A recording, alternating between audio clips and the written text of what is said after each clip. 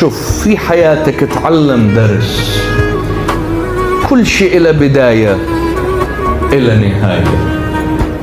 إذا فرحت لا تتعلق بفرحك، مثل ما بدأ راح ينتهي.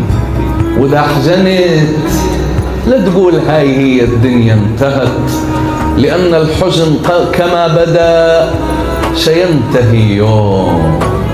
شوف، الألم ألمين.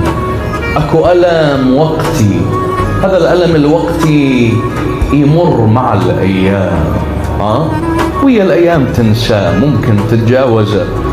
بس أكو ألم دائم، الله، أكو ألم ما يفارقك أبد أبد. وبعضنا متعرض إلى هذه الآلام، ألم يستمر وياك سنوات.